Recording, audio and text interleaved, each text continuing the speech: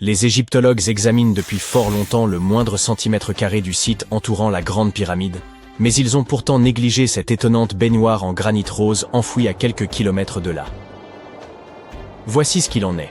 Ce mystérieux tube ovale qui repose depuis des années à côté de la pyramide de Khéops pourrait prouver que les Égyptiens ont construit les pyramides non seulement à des fins architecturales, mais également pour produire de l'électricité, bien avant Alessandro Volta et Thomas Edison. Le plateau de Gizeh est célèbre pour ses 3 pyramides, celle de Khéops, celle de Khéphren et celle de Mykérinos. Mais 2 structures plus petites se trouvent tout près, la grande excavation de Zaouiet El Arian et la pyramide de Kaba.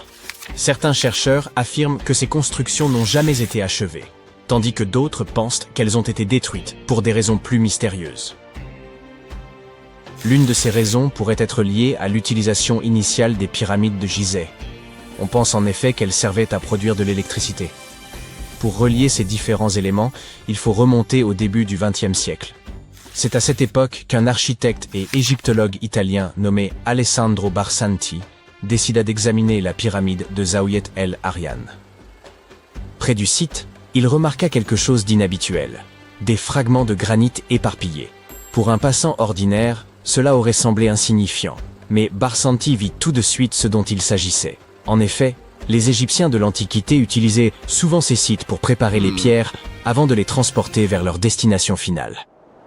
La présence de granit sur le sol l'intrigua. Le granit était un matériau plus coûteux que le calcaire généralement utilisé pour les pyramides, ce qui suggérait qu'il avait peut-être été destiné à une structure importante et cachée. À une profondeur de 21 mètres, les archéologues découvrirent peu après un énorme bloc de granit rose. Ils poursuivirent les fouilles et mirent au jour d'anciennes inscriptions gravées dans les pierres. Ils envoyèrent les dessins à des experts, mais personne ne parvint à les déchiffrer. S'agissait-il d'instructions? C'est alors que Barsanti fit sa plus grande découverte. Il trouva une cuve ovale sculptée dans du granit rose que l'on avait poli pour lui donner un aspect miroitant. La cuve avait été soigneusement scellée. Lorsqu'ils l'ont ouverte, ils ont trouvé un mince résidu noir sur ses parois. Une substance huileuse. Cette découverte souleva de nombreuses questions dans l'esprit de Barsanti.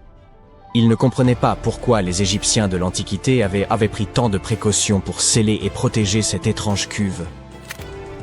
En 1911, Barsanti dut abandonner ses efforts visant à élucider le mystère de cette fosse. Cependant, ces découvertes intriguèrent les chercheurs du monde entier, qui émirent leurs propres hypothèses. L'une de ces théories modernes suggère que les pyramides auraient pu faire partie d'un ensemble plus vaste. Selon elle, la pyramide de Khéops aurait en réalité servi de pompe à eau destinée à irriguer cette région désertique. Apparemment, les chambres internes de la pyramide fonctionnaient comme un système hydraulique.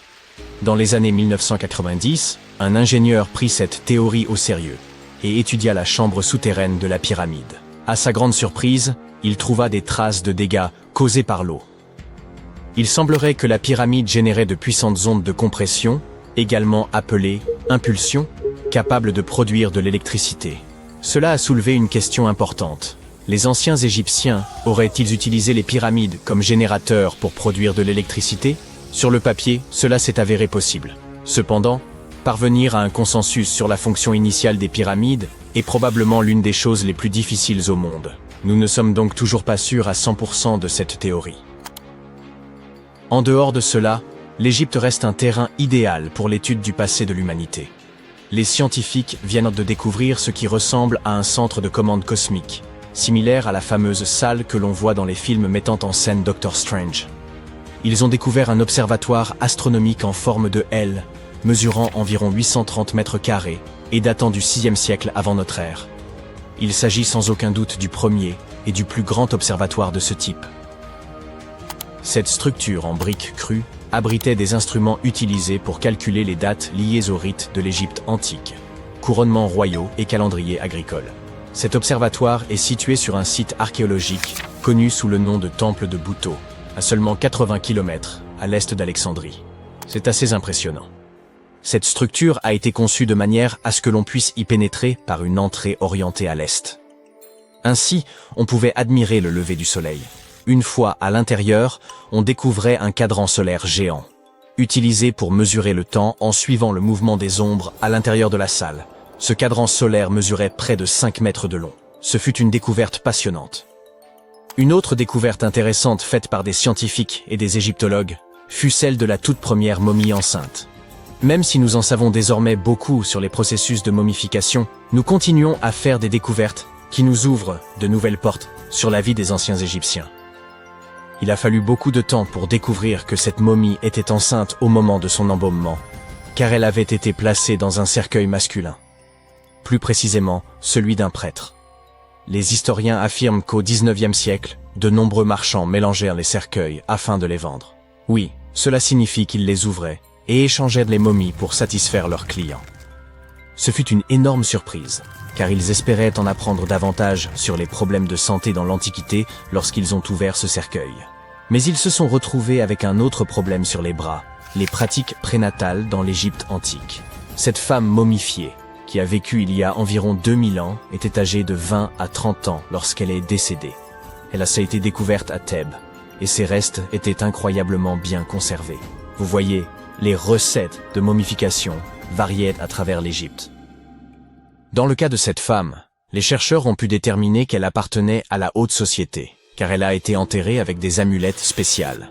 Cependant, comme les méthodes de momification différaient considérablement selon les villes et les époques, il nous faut encore approfondir nos recherches afin de comprendre pourquoi elle fut embaumée avec son bébé.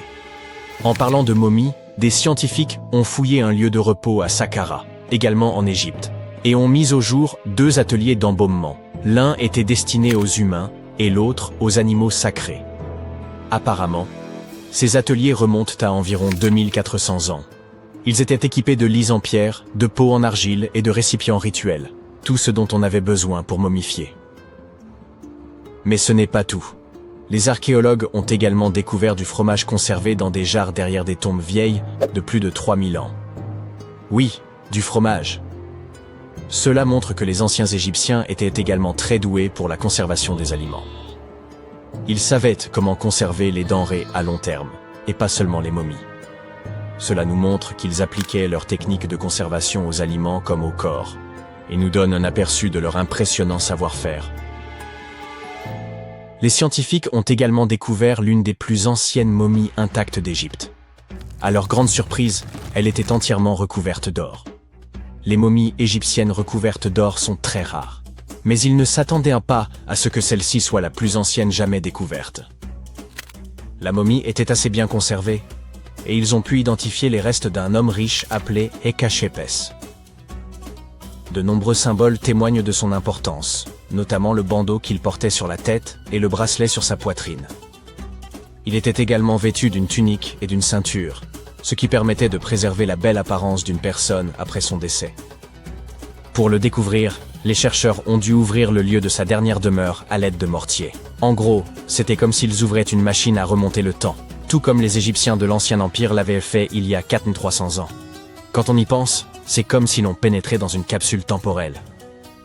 Mais, assez parlé de momies, les scientifiques ont également découvert quelque chose de très intéressant au-dessus des pyramides. Ils ont dû utiliser un instrument très sophistiqué pour cela. Le radar ionosphérique à longue portée et basse latitude, qui permet de voir des ondes invisibles loin dans le ciel. Ce radar leur a permis de découvrir d'énormes bulles flottant dans l'air au-dessus des pyramides. On appelle cela des bulles de plasma, et elles causent des ravages sur les technologies modernes.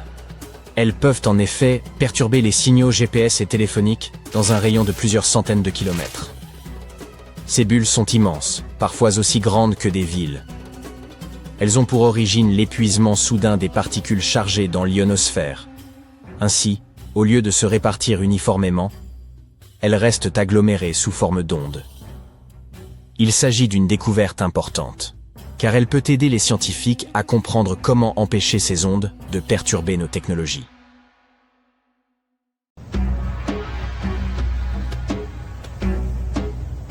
Ce n'est pas le décor de Dune, mais une véritable cité désertique située au Niger.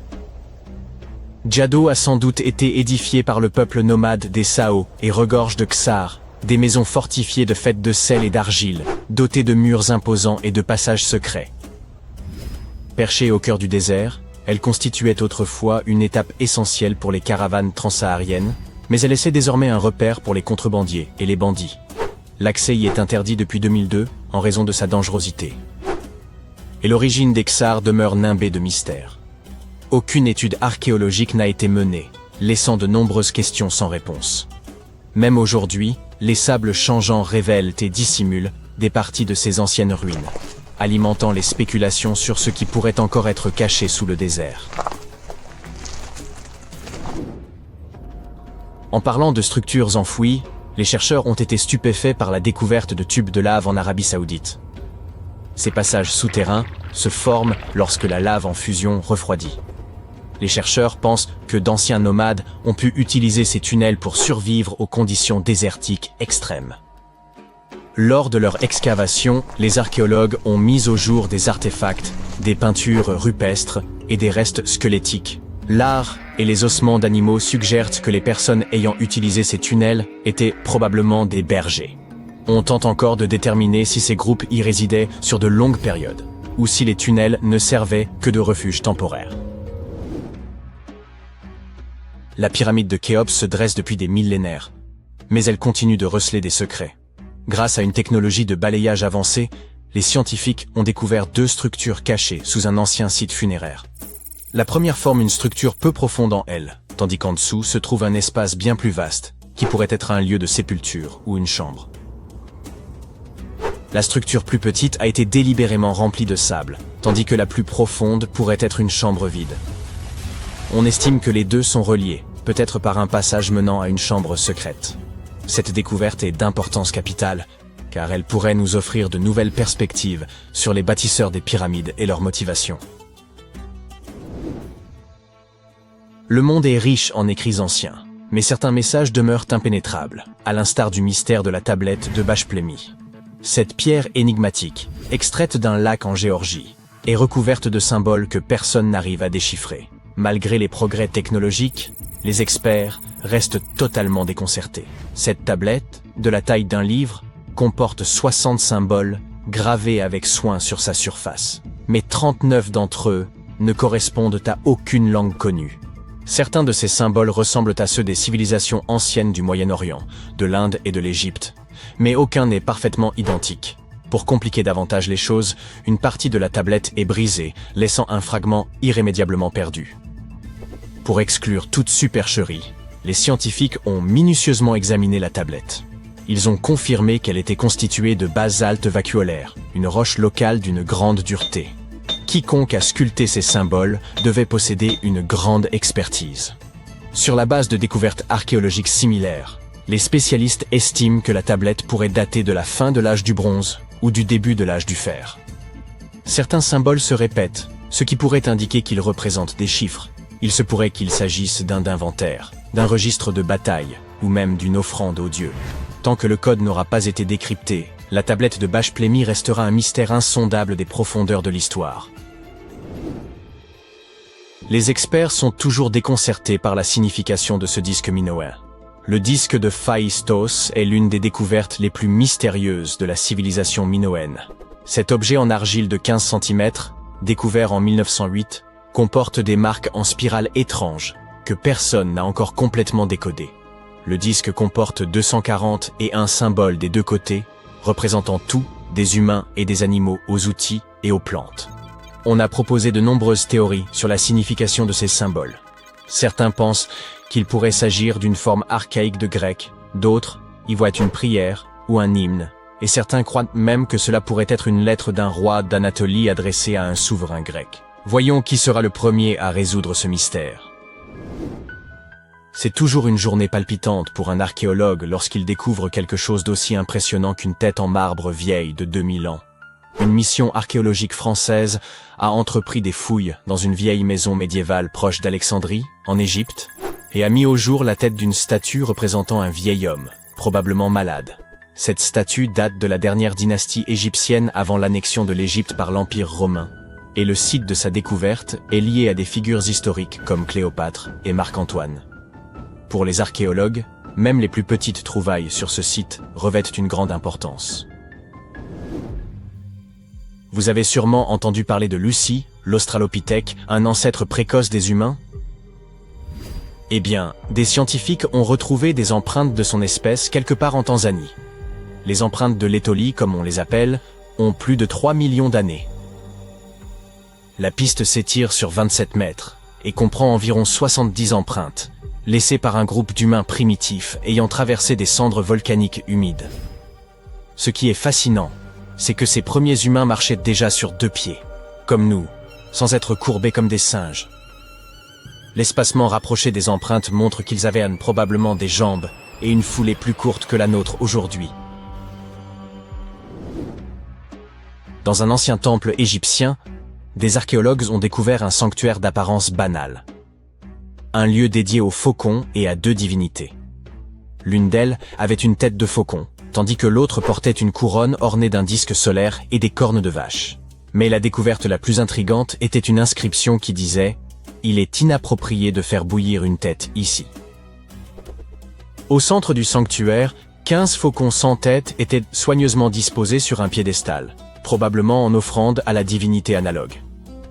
Une théorie avance que les oiseaux ont d'abord été bouillis, peut-être pour retirer leurs plumes, avant d'être placés dans le sanctuaire, conformément à la règle étrange gravée dans la pierre. Les archéologues ont également retrouvé à proximité un harpon en fer de 33 cm. Sa fonction exacte reste inconnue, bien que le sanctuaire contienne également des restes de poissons, de mammifères et d'œufs d'oiseaux, ce qui suggère que les rituels incluaient peut-être des festins. Et parlant de l'Égypte antique, voici Hathor. Les scientifiques l'ont nommé d'après la déesse égyptienne de la maternité, de la musique et du chant. Cette statue en bois, exposée au Metropolitan Museum of Art de New York, était vue comme un simple objet décoratif jusqu'à ce qu'un secret surprenant soit révélé. En utilisant une machine à rayons X, les experts ont découvert un mécanisme à l'intérieur, avec des poulies et des axes reliant son épaule à sa jambe gauche. Lorsqu'il est activé, le système permet à sa main de monter et de descendre. Une véritable prouesse d'ingénierie vieille de plus de 3000 ans. Cette statue a été façonnée durant le Moyen Empire égyptien, vers 1800 avant notre ère, et est souvent comparée aux automates du 19e siècle, en raison de sa conception avancée. Il est probable que la statue ait été utilisée lors de cérémonies religieuses, symbolisant le rôle d'Hathor dans les arts. Les traits d'Hathor sont finement peints et accentués de feuilles d'or, ce qui laisse à penser que les Égyptiens possédaient une compréhension précoce de l'automatisation et de l'ingénierie mécanique.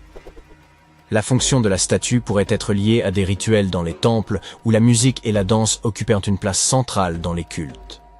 Une découverte inattendue a eu lieu dans le nord du Koweït, où une équipe polono-koweïtienne a déterré une statue mystérieuse vieille de 7500 ans. Cette statue présente un crâne allongé, sans bouche, des yeux étroits et un nez aplati. Elle est qualifiée de figurine ophidienne, nommée d'après le grec pour serpent, et elle aurait été fabriquée par la culture obéide, une civilisation réputée pour son savoir-faire en poterie. Bien que le rôle exact de cette étrange statue reste inconnu, il est possible qu'elle ait été liée à des rituels ou à des pratiques symboliques. Certains scientifiques estiment que ces figurines, retrouvées dans des maisons ou des lieux de sépulture, étaient associées à des croyances culturelles importantes. Comme nous ne pouvions pas aborder les mystères irrésolus de ce monde sans mentionner ces crânes allongés. Dans le désert péruvien, des chercheurs ont mis au jour 5 squelettes anciens, dont 2 présentaient des crânes allongés de façon artificielle. Bien que la déformation crânienne ait été courante dans diverses cultures, ces crânes échappent à toute explication.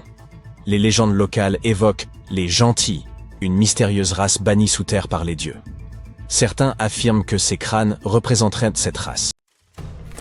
Sous les sables de Luxor, les chercheurs ont mis au jour ce qui semblait n'avoir jamais dû ressurgir. Plus d'1 millier de blocs de pierre finement ornés, vestiges du temple en ruine d'une femme pharaon.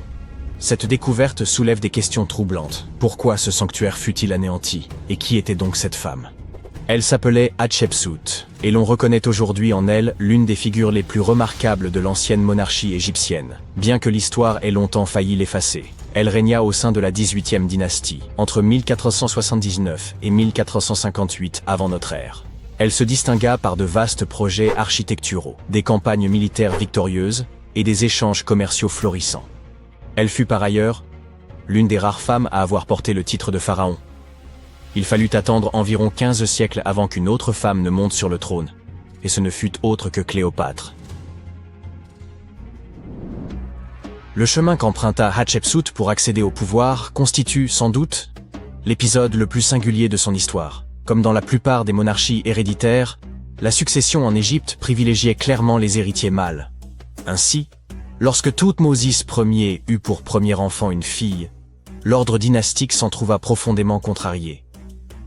À la mort du souverain, quelques années plus tard, le trône revint à Thoutmôsis II, qui régna brièvement, avant de le transmettre à son jeune fils, Thoutmôsis III, encore en bas âge.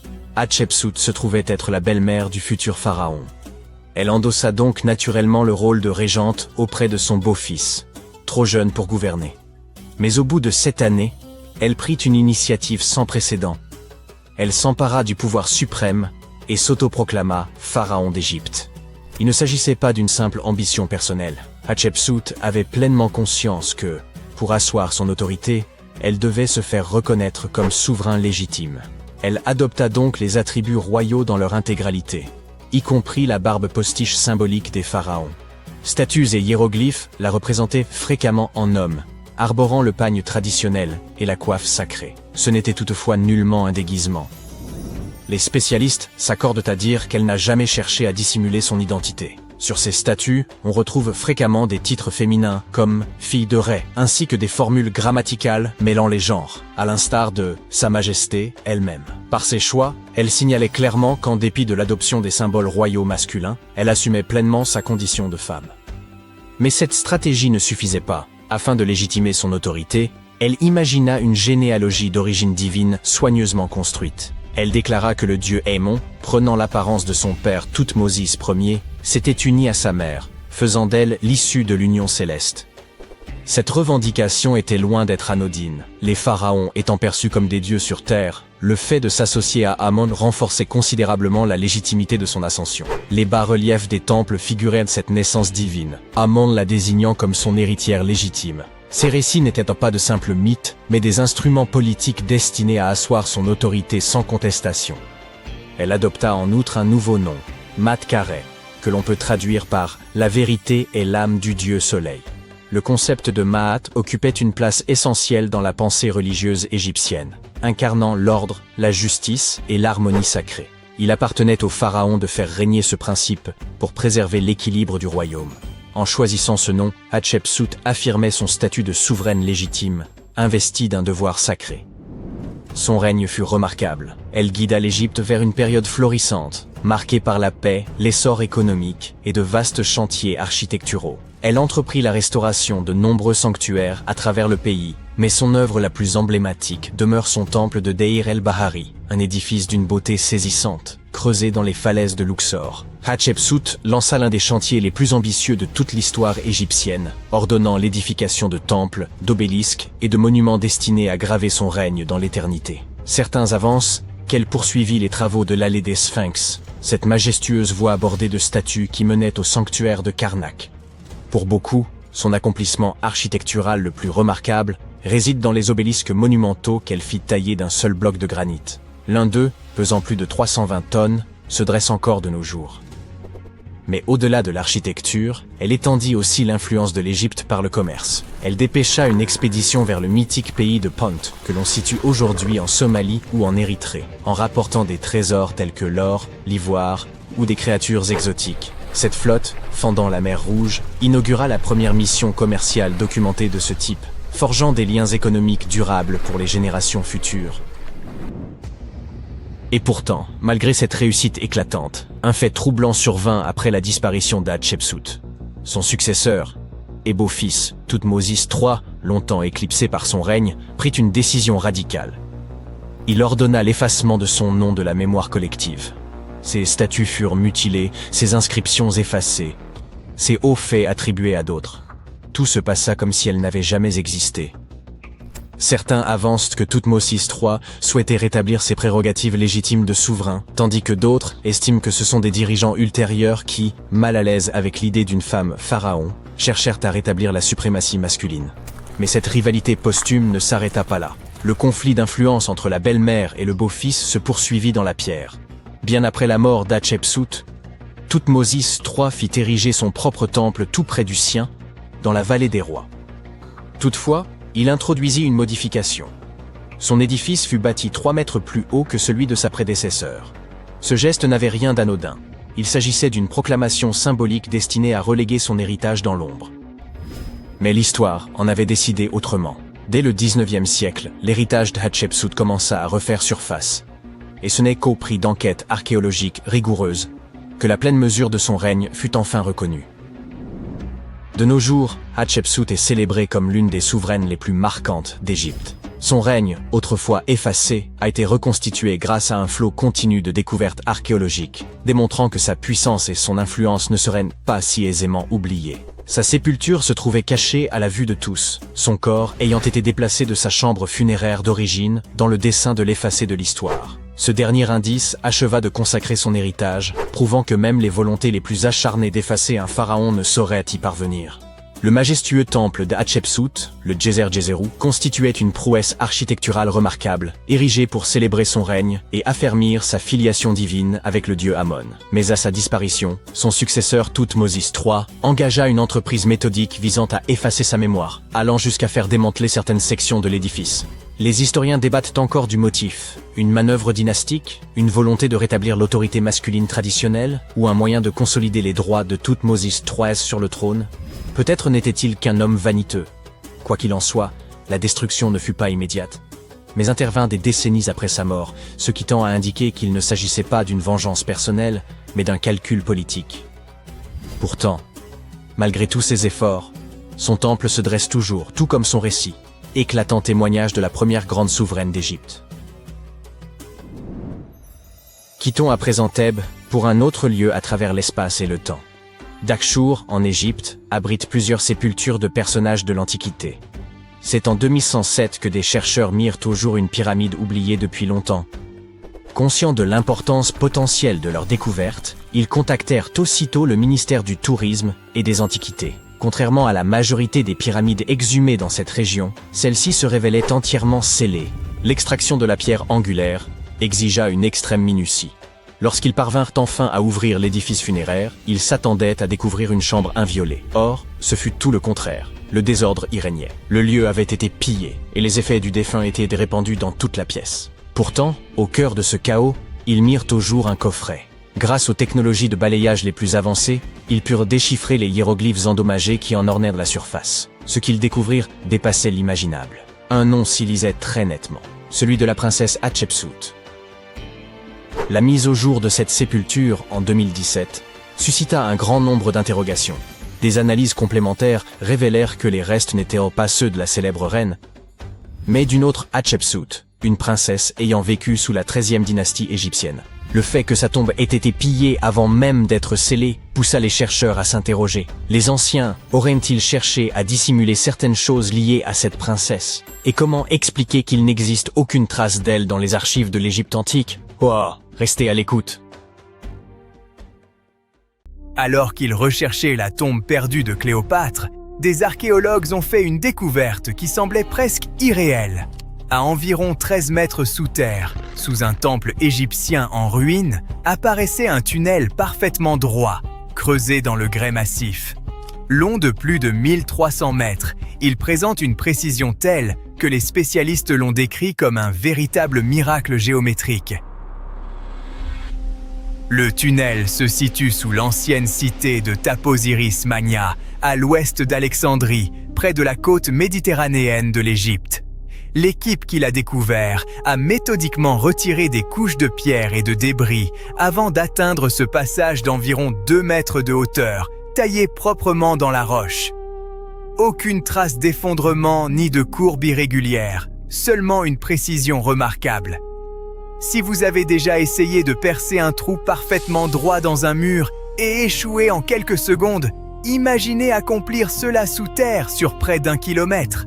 Les anciens bâtisseurs ne disposaient ni de GPS, ni de laser, ni d'outils modernes de mesure. Pourtant, le tunnel demeure étonnamment nivelé sur toute sa longueur. Cela montre qu'ils maîtrisaient pentes, angles et distances bien au-delà d'une simple construction empirique. Aujourd'hui encore, les ingénieurs s'appuient sur des machines pour atteindre une telle précision sous terre. Les anciens comptaient sur le savoir, la répétition et la patience. Certaines sections du tunnel sont aujourd'hui sous l'eau ou effondrées, probablement après plusieurs séismes survenus dans la région il y a des siècles. Selon certains experts, il aurait autrefois relié le temple à des sources d'eau ou à des zones rituelles plus proches de la mer. Les archéologues ont aussi remarqué que ce tunnel égyptien reproduisait exactement celui d'Eupalinos en Grèce, considéré comme l'un des grands exploits d'ingénierie de l'Antiquité, ce qui rend la découverte encore plus remarquable. Dans la Grèce antique, des passages souterrains reliaient les temples à des sources sacrées. Les déplacements dans l'espace, sous terre comme à la surface, suivaient parfois des parcours symboliques destinés à rejouer les mythes et les voyages des dieux. Un tel tunnel pouvait représenter un chemin vers l'au-delà, la renaissance ou une transition divine. Il est peu probable qu'un ouvrage aussi exigeant ait été construit pour un simple décor. Lors de fouilles antérieures, les archéologues ont d'ailleurs découvert de nombreux artefacts, des pièces portant les noms et visages de Cléopâtre VII et d'Alexandre le Grand, des figurines, des statues de divinités, une momie à la langue faite d'or, ainsi qu'un vaste cimetière rempli de momies de style gréco-romain. Ce tunnel d'une géométrie parfaite n'est pas un exploit isolé. Non loin de là, des archéologues sous-marins au large d'Alexandrie ont mis au jour une découverte digne d'un récit de croisière royale. Un bateau de plaisance vieux de 2000 ans qui naviguait autrefois sur le Nil. Il ne s'agissait pas d'un simple bateau de pêche, ni d'une barge de transport. L'embarcation atteignait probablement plus de 35 mètres de long, pour environ 7 mètres de large, avec une cabine décorée et près d'une vingtaine de rameurs, transformant le fleuve en véritable palais mobile. Il ne s'agit pas d'une hypothèse sortie de nulle part. Un géographe grec de l'Antiquité, Strabon, évoquait déjà ce type de navire vers le 1er siècle avant notre ère. Il décrivait des embarcations somptueuses utilisées par la royauté lors de fêtes et de cérémonies à Alexandrie. Pendant longtemps, les historiens ont cru à une exagération littéraire. Puis, l'épave est apparue et Strabon a soudain semblé moins un conteur qu'un témoin. L'art antique confirme aussi ces descriptions. La mosaïque de Palestrina, en Italie, montre des bateaux richement ornés descendant le Nil. Leur apparence correspond presque parfaitement aux textes et aux preuves archéologiques. À l'intérieur de l'épave, les archéologues ont découvert un détail minuscule mais profondément humain. Des graffitis grecs gravés dans le bois, simples mots laissés par quelqu'un qui se tenait sur ce pont il y a 2000 ans. Les chercheurs n'ont pas encore entièrement déchiffré l'inscription, mais sa présence seule est révélatrice. Elle montre que ce navire n'était pas seulement un symbole flottant de puissance, des personnes y vivaient réellement. On pourrait le comparer à un yacht moderne luxueux, tandis que le Nil fonctionnait comme une vaste autoroute fluviale. De nombreux navires transportant des passagers circulaient alors, visitant des proches, acheminant des marchandises pour le commerce, menant des affaires ou partant simplement en croisière. L'emplacement de l'épave rend l'histoire encore plus remarquable. Le bateau reposait près du temple d'Isis sur Antirodos, une île qui abritait autrefois des bâtiments royaux et religieux avant que des séismes et la montée des eaux ne la fassent disparaître. Le temple s'est effondré vers l'an 50 de notre ère et les chercheurs pensent que le navire a peut-être sombré lors de cette même catastrophe. Une autre découverte récente liée à la vie le long du Nil concerne la partie inférieure d'un immense complexe cultuel situé à environ 16 km au sud-ouest du Caire. Elle est directement reliée à un temple supérieur consacré à Ré, le dieu solaire égyptien. La section récemment mise au jour correspond à un temple de la vallée vieux d'environ 4500 ans. Le sanctuaire supérieur se dresse sur un terrain plus élevé et avait déjà été fouillé il y a des années. Le temple de la vallée, plus proche du Nil, lui est relié par une chaussée.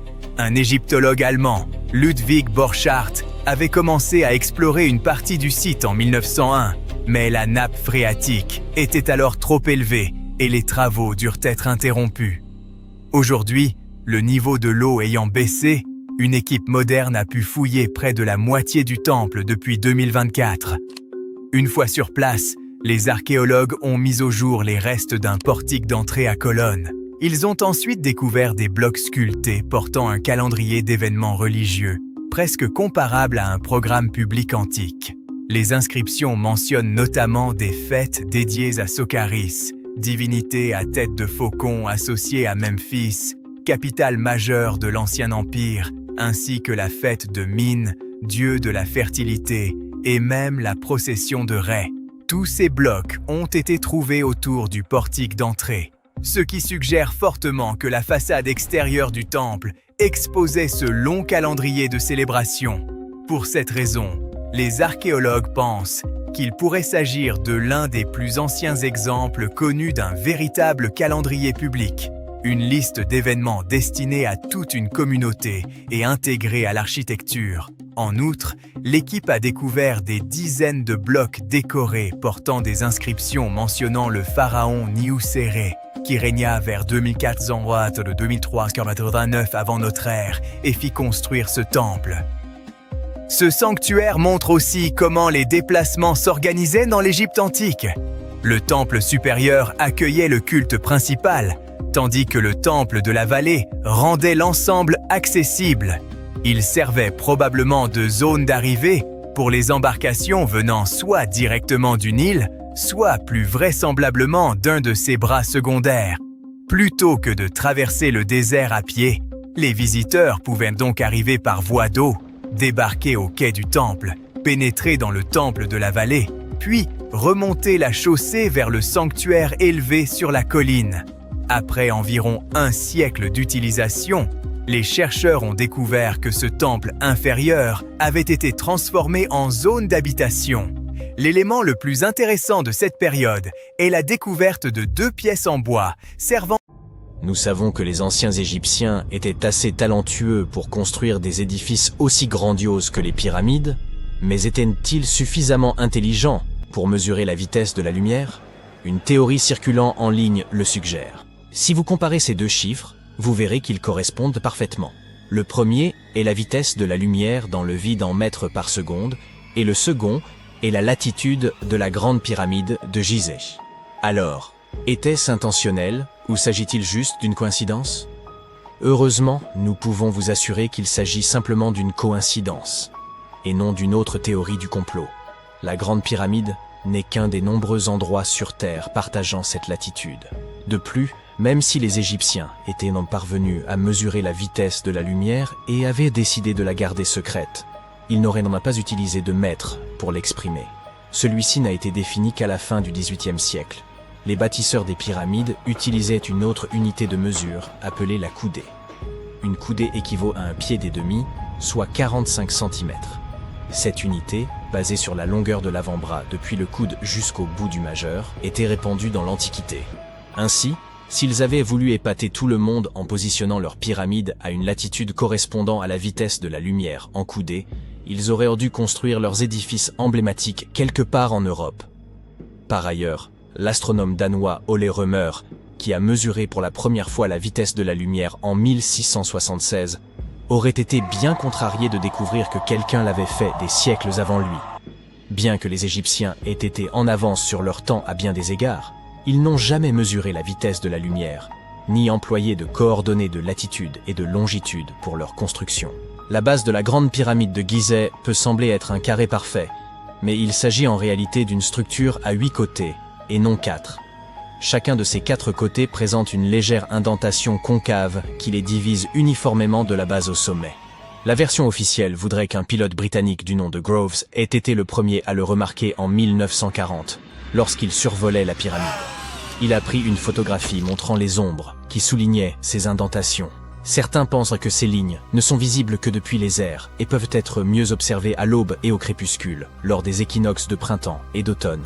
Cela a conduit à une étrange théorie selon laquelle les anciens Égyptiens auraient même pu concevoir ces pyramides pour communiquer avec des visiteurs célestes. La pyramide de Khéops est l'une des 3 seules pyramides qui possédaient autrefois une porte pivotante. Cette porte, pesant environ 20 tonnes, pouvait être facilement ouverte de l'intérieur. Son ajustement précis la rendait presque invisible du dehors. Sans loquet ni poignée visible, seules de très légères aspérités dans la paroi extérieure dénotaient l'ouverture. Les 2 autres pyramides avec des portes similaires appartenaient respectivement au père et au grand-père de Khéops. La grande pyramide renferme également un vide caché d'au moins 30 mètres de long, découverte en 2017. Nous ignorons encore ce qui se trouve à l'intérieur de cet espace, sa fonction exacte, ou s'il est le seul de ce type. Les chercheurs ont utilisé une technologie permettant de voir à travers les murs des cathédrales, des pyramides mayas et même des volcans, reposant sur une pluie naturelle de particules subatomiques appelées muons. Ces particules traversent plus facilement les espaces vides que les matériaux solides. En plaçant plusieurs détecteurs de muons autour d'une structure, les scientifiques peuvent cartographier ces éléments solides et ces zones vides. Une équipe a placé des détecteurs de muons à l'intérieur de la pyramide de Khéops, collectant des données au fil des mois. Les scientifiques ont analysé à de nombreuses reprises des échantillons du mortier utilisé pour construire les pyramides. Bien que nous en connaissions la composition, la technologie moderne ne peut toujours pas le reproduire.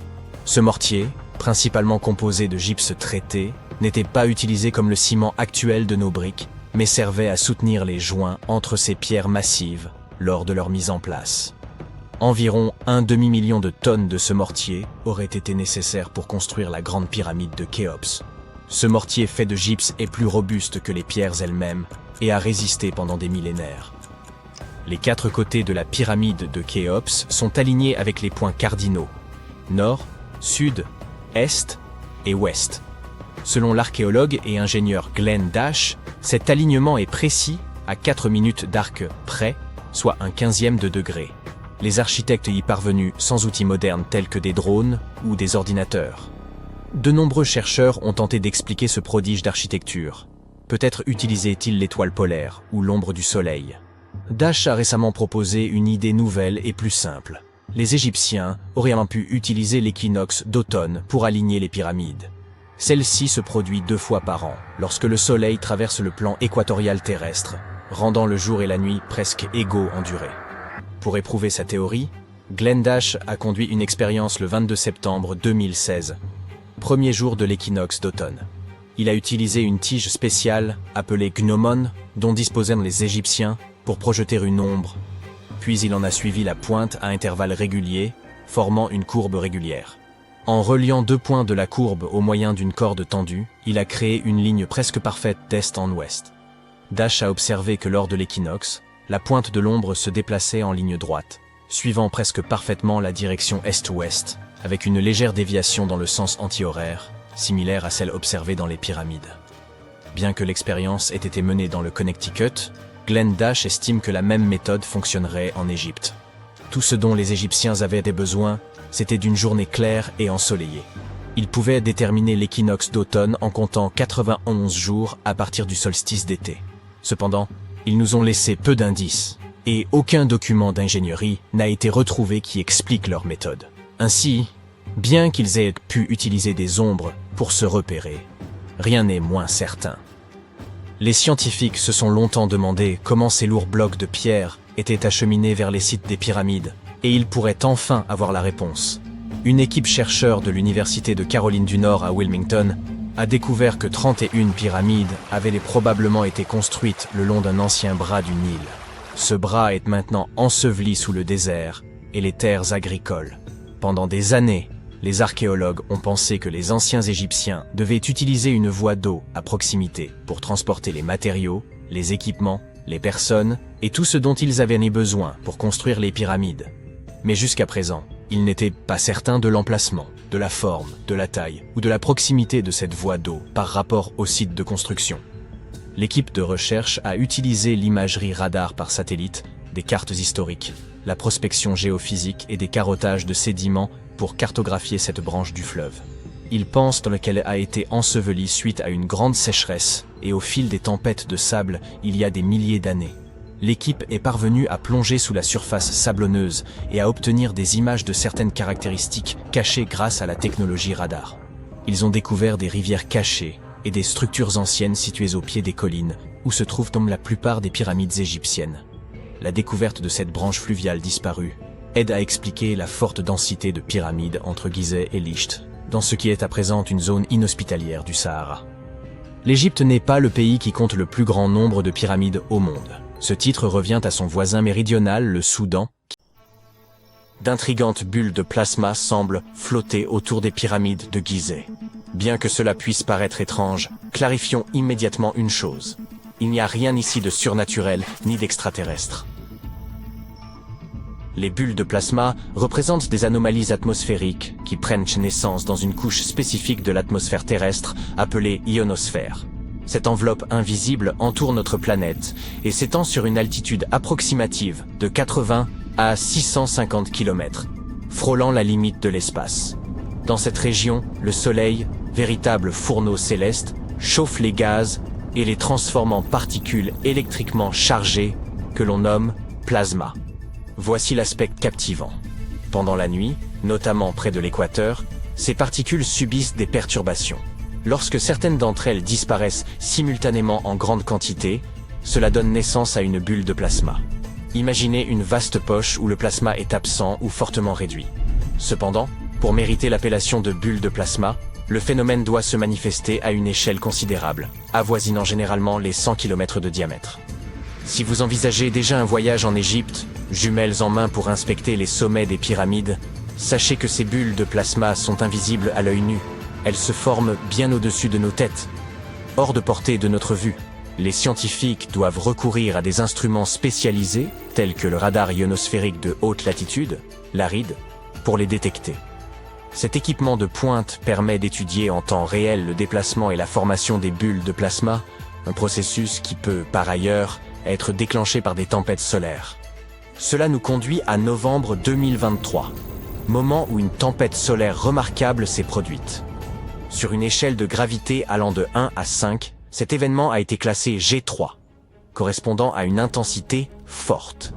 Les tempêtes solaires résultent des taches solaires, des zones plus sombres et plus fraîches à la surface du Soleil, qui émettent d'intenses bouffées d'énergie dans l'espace. Ces éruptions ont engendré plusieurs tempêtes géomagnétiques sur Terre. Bien que cela puisse évoquer des scénarios catastrophiques, l'impact sur notre quotidien a été relativement limité. En réalité, ce fut une excellente nouvelle pour les passionnés d'astronomie, car la tempête solaire a donné naissance à des aurores spectaculaires, visibles jusqu'en Grèce et en Turquie.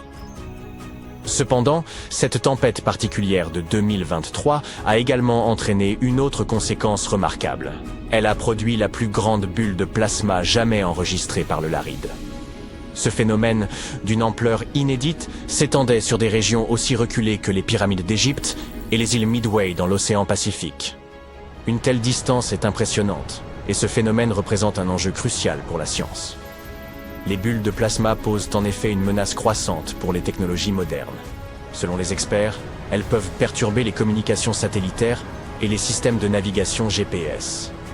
Ainsi, si vous utilisez Google Maps ou Waze et qu'ils perdent soudainement votre localisation, une bulle de plasma pourrait en être la cause. Nous comprenons donc désormais ce qui se passe avec ces bulles détectées au-dessus des pyramides de Gizeh. Cependant, les mystères ne s'arrêtent pas là. L'intérieur de la pyramide de Khéops révèle des phénomènes encore plus intrigants. Il semblerait qu'elle possède la capacité de concentrer l'énergie électromagnétique en son sein. Il y a quelques années, une équipe de chercheurs a voulu étudier ce phénomène en exposant cette architecture ancienne à des ondes radio. Ces ondes, semblables à celles utilisées par nos téléphones mais beaucoup plus longues, atteignent jusqu'à 600 mètres. Ne pouvant bombarder directement la pyramide avec ces ondes, les scientifiques ont opté pour une alternative plus pratique, la modélisation informatique.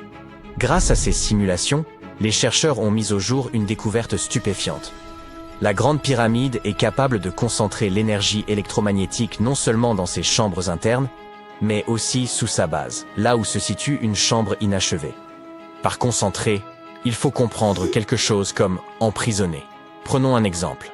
Lorsque vous criez dans une grotte, vous entendez votre voix en écho. Les ondes sonores ne se dissipent pas immédiatement. Elles rebondissent et se focalisent. De la même manière, quand des ondes radio touchent la pyramide, elles ne se contentent pas de la traverser ou de l'éviter. Elles sont absorbées, rebondissent, puis se concentrent à l'intérieur et sous la pyramide.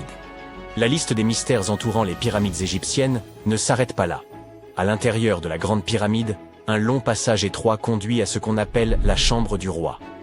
Située au cœur même de la structure, cette pièce est supposée avoir abrité la dépouille du pharaon Khéops, le souverain à l'origine de cette construction, dont le règne remonte à plus de 4000 ans. Lorsque l'on pénètre dans la chambre du roi, deux éléments frappent immédiatement. L'acoustique remarquable du lieu et sa structure massive, intégralement revêtue de granit rouge. Ces deux caractéristiques semblent désormais reliées selon les conclusions de certains scientifiques. En effet, ils suggèrent que la chambre du roi pourrait capter ou amplifier l'énergie sonore provenant des autres parties de la pyramide. Autrement dit, cette salle aurait été spécifiquement conçue pour intensifier le son d'une manière unique à l'intérieur de l'édifice. Pour vérifier cette hypothèse, les chercheurs ont réalisé une expérience en chantant dans la chambre de la reine, située juste en dessous de la chambre du roi. Le résultat fut surprenant. La musique n'était pas perceptible dans les pièces souterraines inférieures, mais résonnait de façon claire et puissante dans la chambre du roi. Une hypothèse pour expliquer ce phénomène repose sur le type de pierre utilisé dans la chambre du roi, le granit rose. Ce matériau est reconnu pour ses propriétés piézoélectriques, ce qui signifie qu'il peut absorber l'énergie de son environnement, comme les vibrations sonores, et la transformer en énergie électrique. Cela implique que l'acoustique particulière de la chambre ne dépend pas seulement de sa forme, mais aussi du rôle actif joué par le granit dans l'amplification et la concentration des ondes sonores. Ces découvertes, selon les scientifiques, ouvrent de nouvelles perspectives de recherche sur les potentialités de la pyramide. Les anciens Égyptiens auraient-ils été capables d'exploiter l'énergie produite par les ondes sonores ou les vibrations naturelles de la Terre? Bien que cela puisse sembler improbable, les propriétés piézoélectriques du granit, bien documentées par la science moderne, rendent cette hypothèse plausible. Peut-être n'avons-nous fait qu'effleurer les véritables capacités des pyramides. Et si cela ne suffisait pas, d'autres éléments intrigants méritent notre attention, notamment l'emplacement parfait des pyramides. Il semble que leur constructeur ait aligné la pyramide de Khéops sur les points cardinaux, avec une précision quasi parfaite par rapport aux directions nord, sud, est et ouest. De nombreuses théories existent sur la manière dont ils ont accompli cet exploit. Mais une étude suggère qu'ils auraient utilisé l'équinoxe d'automne pour s'assurer de cet alignement. Lors de l'équinoxe, le soleil se lève et se couche précisément à l'est et à l'ouest, ce qui aurait grandement simplifié la tâche des bâtisseurs. En observant le soleil à cette période, ils auraient pu positionner les pyramides avec une précision remarquable. En prenant en compte ces faits étranges, l'alignement parfait, la capacité à concentrer les ondes radio et l'utilisation de matériaux susceptibles de générer de l'énergie électrique, il est légitime de se demander si les pyramides n'étaient pas destinées à remplir des fonctions bien plus complexes que de simples tombeaux. Nikola Tesla partageait cette idée. On raconte que l'inventeur et ingénieur célèbre nourrissait une fascination pour les pyramides égyptiennes et se demandait si elles pouvaient être des transmetteurs d'énergie géants. Selon lui, leur forme et leur position auraient pu les transformer en générateurs colossaux, capables de produire une énergie gratuite et illimitée. Certains chercheurs modernes soutiennent cette théorie, affirmant que ces monuments pourraient avoir été conçus comme d'immenses centrales électriques. Ils suggèrent que les constructeurs auraient peut-être découvert comment manipuler les ions, ces particules électriquement chargées présentes dans l'atmosphère, grâce à des matériaux comme le cuivre, l'or et l'argent, disposés autour des pyramides. Ainsi, il est tout à fait envisageable que les anciens Égyptiens aient mis au point une source d'énergie durable et renouvelable. Toutefois, malgré l'attrait de cette idée, nous ne sommes pas encore parvenus à la vérifier, laissant la véritable fonction des pyramides parmi les plus grands mystères de l'humanité. Est-ce que tu sais qui était Nikola Tesla? Tu as certainement entendu parler des grandes pyramides d'Égypte. Et si je te disais que Tesla a peut-être découvert l'ancien mystère qui entoure 16 pyramides? Pardon? Un mélange de science et d'archéologie? Et non. Il est fort probable que les pyramides ne soient pas si énigmatiques après tout. Mais tout d'abord, voici ce que nous savons sur les pyramides. Qu'ont-elles de si mystérieux? Ce ne sont que de vieux monuments bizarres, n'est-ce pas?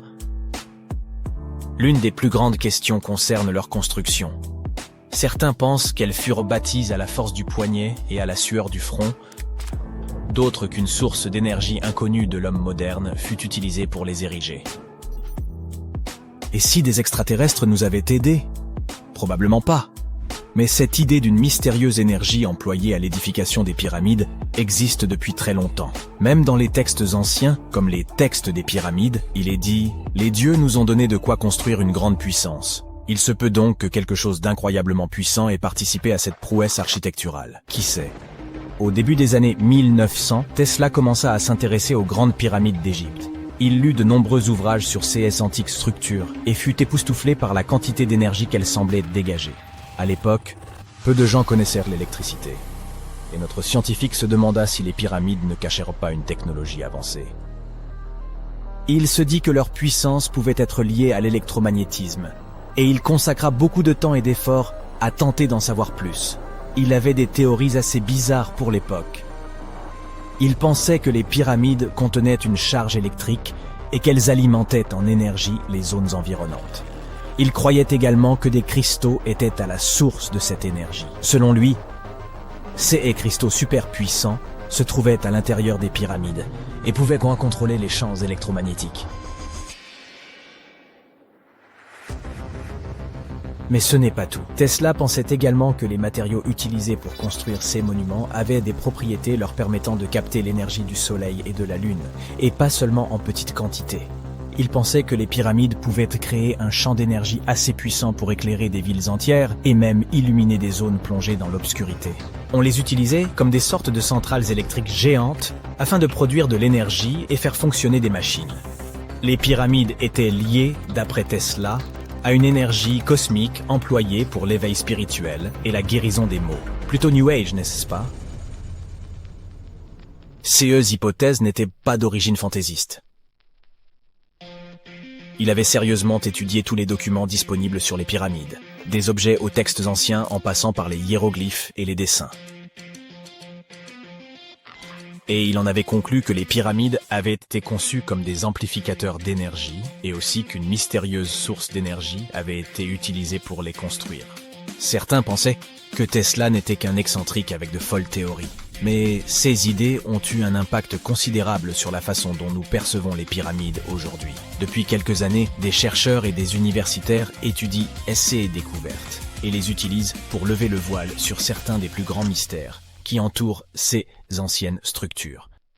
Par exemple, des scientifiques ont récemment mené des expériences théoriques pour analyser comment la Grande Pyramide réagirait à certaines ondes radio. Ils ont découvert qu'elle pouvait capter les ondes radio d'une certaine longueur et faire ensuite converger leur énergie de ces salles à sa base. Les scientifiques ont effectué de nombreux calculs pour parvenir à cette conclusion. Ils ont d'abord réfléchi aux longueurs d'onde qui fonctionneraient le mieux. Ils ont ensuite modélisé la réaction de la pyramide à ces ondes et ils ont calculé la quantité d'énergie qui serait absorbée ou diffusée. Enfin, ils ont étudié comment l'énergie se déplacerait à l'intérieur de la pyramide une fois captée par la structure. Pour expliquer tout cela, ils ont employé ce que l'on appelle l'analyse multipolaire, qui consiste à décomposer un objet complexe en éléments simples. Il est alors possible de voir comment chaque partie réagit à l'énergie.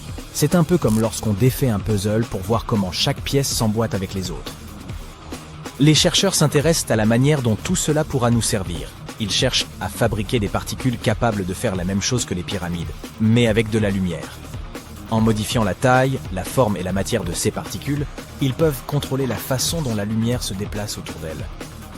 Cela peut s'avérer très utile pour la fabrication de minuscules capteurs ou de cellules solaires très efficaces. Les scientifiques ont dû faire quelques suppositions au cours de leurs recherches. Ils ont imaginé qu'il n'y avait pas d'espace caché à l'intérieur des pyramides et que les matériaux utilisés pour les construire étaient tous identiques. et ils sont ainsi parvenus à faire des découvertes assez impressionnantes. Mais son étude des pyramides n'est pas l'unique témoignage du génie hypermoderne de Tesla. Nombreuses sont ces théories qui paraissaient irréalistes à l'époque, mais que des scientifiques réévaluent aujourd'hui pour des applications pratiques. Parlons du projet le plus ambitieux de Tesla, la tour de Wardenclyffe. En 1900, Tesla était déjà un grand nom de l'ingénierie électrique en Amérique. Cette invention étonnante et le fait qu'il ait réussi à surpasser Thomas Edison dans la guerre des courants impressionnait les gens. Mais Tesla ne se reposa jamais sur ses lauriers. Il décida ensuite de se lancer dans son projet le plus ambitieux, la tour de transmission de Wardenclyffe. Construite entre 1901 et 1905, elle est fondée sur l'une des idées les plus révolutionnaires de Tesla. Il souhaitait rendre l'impossible possible en créant un système mondial de communication sans fil. Ce système utiliserait la Terre elle-même comme conducteur, transmettant de la musique, des informations, des rapports boursiers, des communications militaires sécurisées et même des images en fac-similé. Cela te rappelle quelque chose? Oui, cela ressemble à l'Internet que nous utilisons aujourd'hui, mais sans aucun câble. Mais Tesla avait un rêve encore plus grand, transmettre de l'énergie sans fil.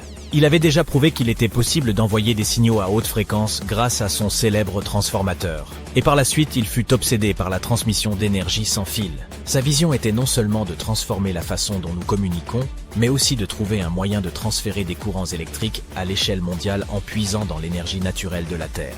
Tesla pensait qu'il existait une abondance d'énergie libre, tout autour de nous, et qu'elle pouvait être utilisée au profit de l'humanité. En 1899, il mena des expériences secrètes et fut convaincu qu'il était possible de transmettre de l'énergie électrique à travers la haute atmosphère terrestre. C'est ainsi que la tour de Wardenclyffe vit le jour. Elle était censée être la station prototype d'un réseau planétaire qui devait fournir de l'énergie sans fil au monde entier. Malheureusement, Tesla n'avait ni les ressources ni la confiance de ses investisseurs pour mener à bien ce projet. Il rencontra toutes sortes de problèmes financiers. Et en 1917, la tour inachevée fut finalement démolie et tout son matériel vendu afin de rembourser les dettes croissantes de notre génie. Aujourd'hui, elle nous rappelle tristement que les plus grands esprits ne parviennent pas toujours à réaliser leurs rêves. Cependant, le laboratoire de briques rouges est toujours là, le seul laboratoire de Tesla à avoir survécu. Un détail amusant. En 2017, une équipe de tournage a fait une découverte stupéfiante. Ils ont utilisé un géoradar pour explorer la zone autour de Wardenclyffe et ils ont trouvé toute une série de tunnels s'étendant sur des dizaines de mètres au-dessous du site. Personne ne sait exactement à quoi ils servaient, mais on pense qu'ils faisaient partie du grand projet de Tesla. Wardenclyffe est bien sûr un site important pour les fans du grand homme. Qui sait, peut-être quelqu'un parviendra-t-il un jour à percer le mystère de ces tunnels.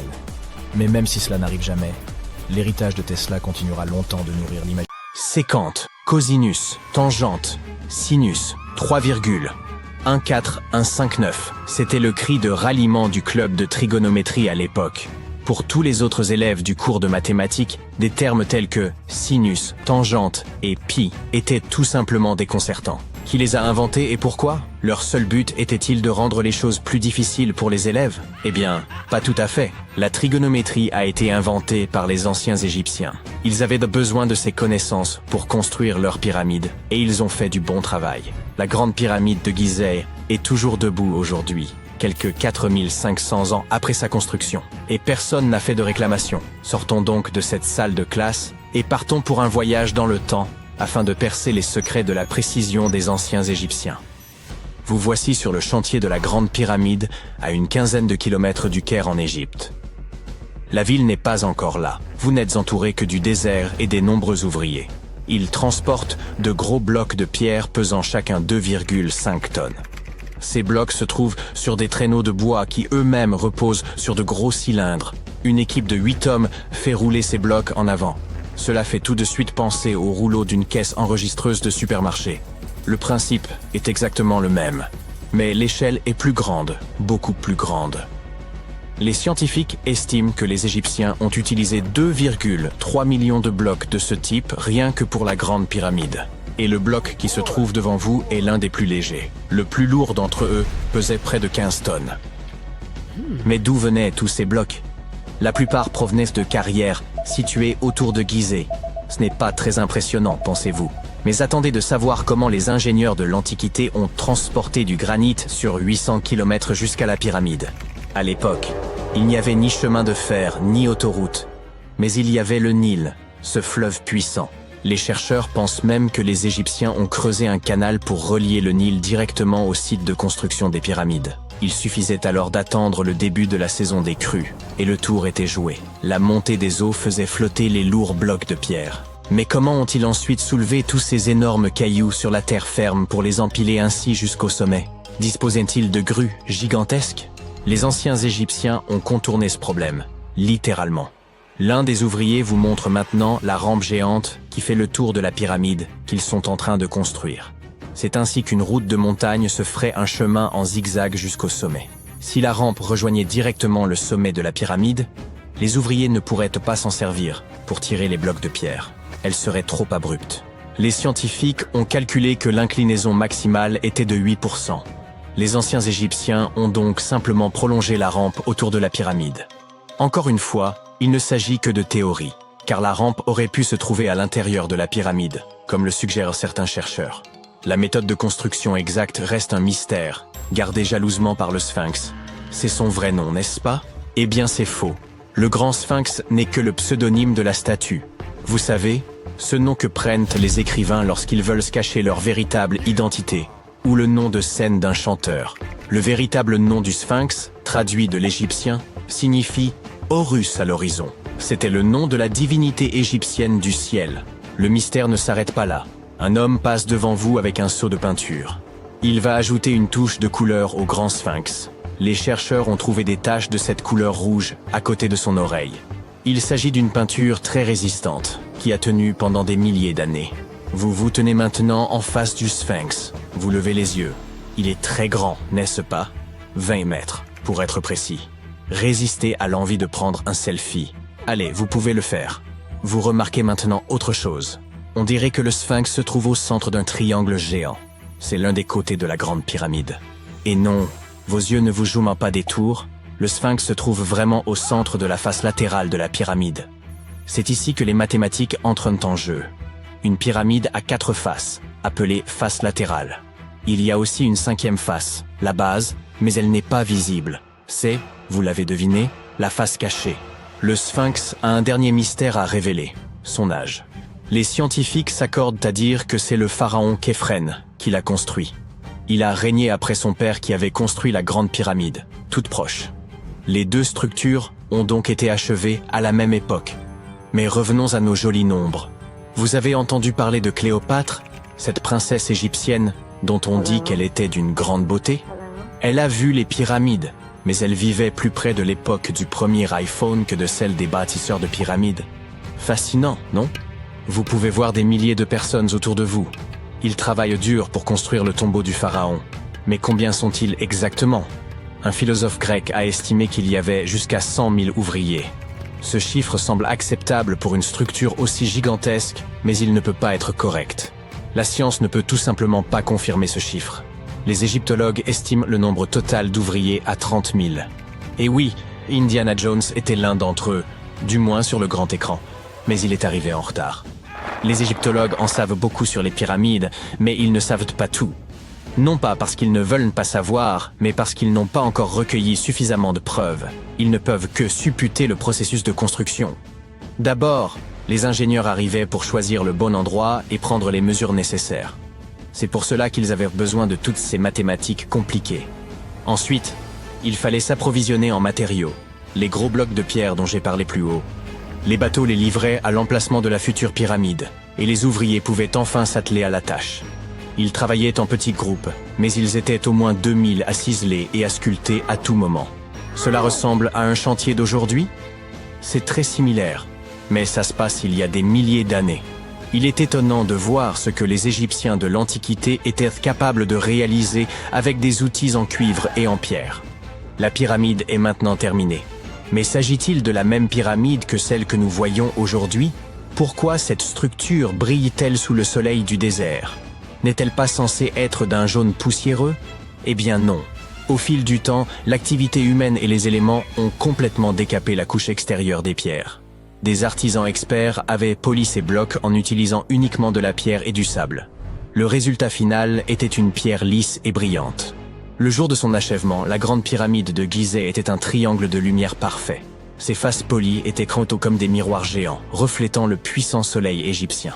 C'est à ce moment-là que vous devez mettre vos lunettes. La chose brillante que vous voyez au sommet de la pyramide est en réalité faite d'or. On appelle pyramidion la pierre de couronnement que l'on place tout en haut d'une pyramide. Elle était recouverte de feuilles d'or. Comme vous pouvez le deviner, ce sont ces pierres qui ont disparu en premier. Avant de vous ramener dans votre salle de classe, nous allons faire un autre arrêt. Nous nous rendons dans les îles britanniques. Et non, ce n'est pas à Stonehenge que nous allons. Il s'agit de Newgrange, dans le comté de Meath. Les scientifiques estiment que les anciens peuples d'Irlande ont construit ce monument de pierre aux alentours de 3200 ans avant notre ère. Il est donc plus ancien que Stonehenge et que la grande pyramide de Gizeh. La fonction du monticule circulaire de Newgrange est la même que celle de la grande pyramide et est tout aussi mystérieuse. On estime à plus de 220 000 tonnes le volume de pierres détachées présentes dans la vallée. Et il ne s'agit pas de pierres jetées au hasard sur une pile. L'ordre dans lequel elles sont disposées rend la structure imperméable. Cela expliquerait comment Newgrange a pu tenir si longtemps.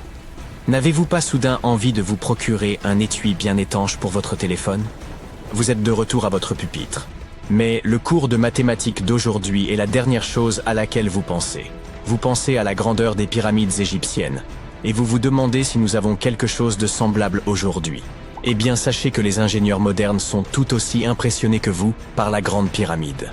On trouve une pyramide de verre dans la cour principale du célèbre musée du Louvre à Paris. Le panorama de San Francisco ne serait pas complet sans la Trans-America pyramide de 48 étages. Mais c'est à Las Vegas que l'on est allé le plus loin. C'est dans cette ville que se trouve l'hôtel Luxor. Il est très grand. C'est même la 3e plus grande pyramide de la planète. Et devinez ce qui se trouve juste devant.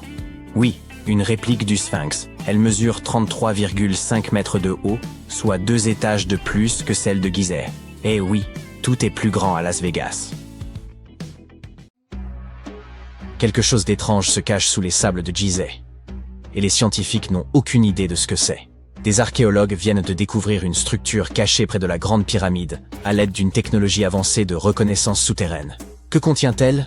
Personne ne le sait. Mais les fouilles ont déjà commencé. La Grande Pyramide de Gizeh est l'un des monuments les plus célèbres au monde. Mais elle n'est pas seule.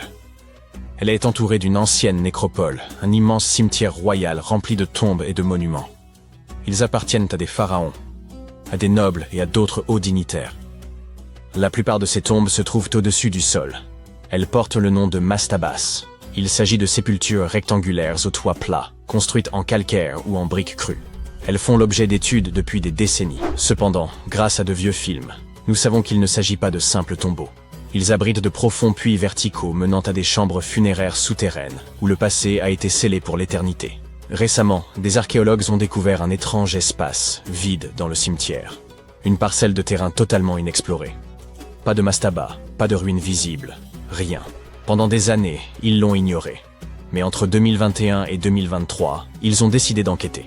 Ils n'ont toutefois pas creusé. Au lieu de cela, ils ont utilisé une technologie similaire à nos radios médicales, mais pour le sol. Ces radars ont permis aux scientifiques de voir. Et il y avait bien quelque chose sous le sable, quelque chose qui avait été délibérément enterré et oublié. Une structure souterraine en 2 parties. L'une est peu profonde et en forme de L. Elle mesure environ 10 mètres de long et est enterrée à seulement 2 mètres de profondeur. Et plus bas, une anomalie plus mystérieuse encore. Une structure complètement différente de tout ce qui se trouve dans les environs. Ils l'ont qualifiée d'anomalie à haute résistance, ce qui signifie qu'elle est dense et solide, probablement faite de pierre, de sable ou même de métal, et personne ne sait ce qu'elle renferme. Il est évident que cette structure en forme de L a été construite de main d'homme. Elle n'a rien de naturel, et il se pourrait qu'elle ne soit qu'une entrée vers ce qui se cache en dessous. Cependant, nous n'avons encore que des hypothèses concernant son contenu. Elle est remplie de sable et de gravier.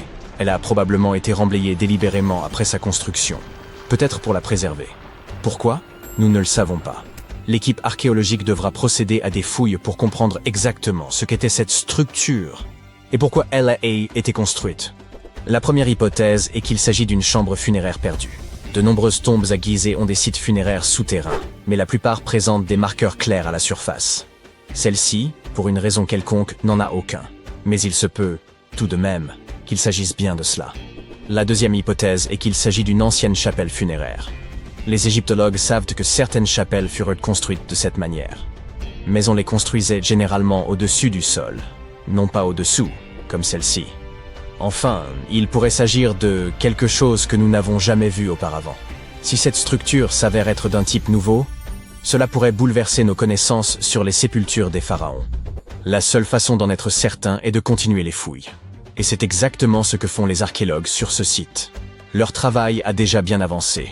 Ils sont pressés de découvrir la vérité.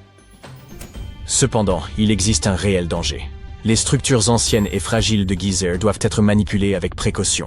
Sinon, elles pourraient être endommagées de manière irréversible. Nous devons donc être patients. Ces tombes ont toujours recelé des mystères fascinants. Malheureusement, à cause des pilleurs, beaucoup de choses nous ont échappé jusqu'à présent. On construisait ces tombes dans le but de préserver les corps pour l'éternité.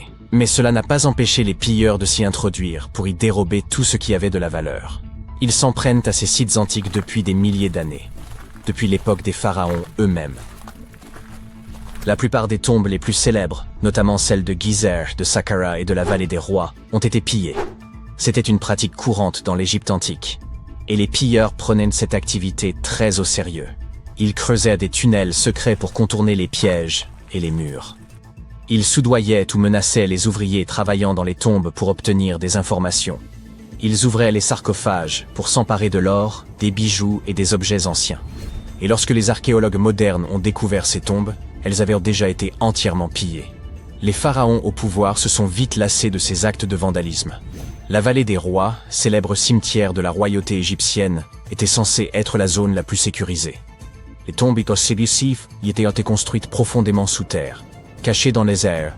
Les passages étaient scellés par d'énormes blocs de pierre. De fausses portes et des pièges étaient ajoutés pour dérouter les voleurs. Des malédictions étaient même inscrites sur les murs, promettant un destin tragique à quiconque oserait profaner la tombe. C'est de là que viennent toutes ces histoires terrifiantes sur les momies. Vous l'aurez deviné. Rien de tout cela n'a fonctionné. La plupart des tombes de la vallée des rois furent entièrement pillées moins de 100 ans après leur construction. Même la tombe du roi Toutankhamon, l'une des plus célèbres de l'histoire, fut profanée à 2 reprises dans l'Antiquité. Certains décidèrent de riposter. Les souverains du Nouvel Empire construisirent des tombes cachées et anonymes afin d'empêcher les pilleurs de les trouver. Cela ne fonctionna pas. Certains pharaons, comme Ramsès II, furent secrètement déplacés afin qu'on ne puisse pas déranger son sommeil éternel. Cela n'a eu aucun effet. Les pilleurs de tombes ont toujours triomphé. En effet, il ne s'agissait pas de simples voleurs, mais d'individus habiles, organisés et bien informés. Ils savaient exactement où chercher. Beaucoup d'entre eux avaient participé à la construction de ces sites et savaient où se trouvaient les entrées. S'ils ne pouvaient pas enfoncer les portes, ils creusaient à travers les murs, les sols ou même les plafonds pour pénétrer à l'intérieur. Ils travaillaient rapidement, souvent dans les années qui suivaient la fermeture des tombes, avant que tout le monde oublie où se trouvaient les objets de valeur. La pyramide de Khéops, située à côté de cette structure récemment découverte, a été pillée bien avant l'époque moderne. La seule chose qui restait à l'intérieur lorsque les explorateurs sont arrivés, un coffre en granit vide là où se trouvait autrefois le sarcophage. Malheureusement, il ne s'agit pas seulement d'or. C'est l'histoire elle-même qui disparaissait à chacun de ces raids. Les Égyptiens de l'Antiquité consignaient par écrit et en détail ce qu'ils enterraient et où ils le faisaient. Ainsi, lorsque les archéologues comparent ces listes avec ce qu'ils trouvent, ils peuvent voir ce qui manque, c'est-à-dire souvent tout ce qui a de la valeur. La plupart des artefacts ne finissent pas dans les musées, mais disparaissent dans des collections privées où ils ne peuvent plus jamais être étudiés. Ce qui est bien sûr tout à fait injuste. En fait, quelques pays en ont eu assez et ont commencé à promulguer des lois afin de récupérer les pièces historiques auprès des collectionneurs privés. En Italie, si vous possédez une pièce antique romaine, vous devez prouver que vous l'avez obtenue légalement. La Chine recherche elle aussi activement les pièces volées et doit trouver des moyens de les récupérer auprès des collectionneurs occidentaux. En Égypte, de nouvelles lois ont été votées afin d'interdire aux particuliers de posséder des objets anciens. D'autres pays, comme les États-Unis, le Royaume-Uni, l'Allemagne ou la Suisse, n'ont aucun problème avec le fait que des personnes fortunées possèdent leur histoire.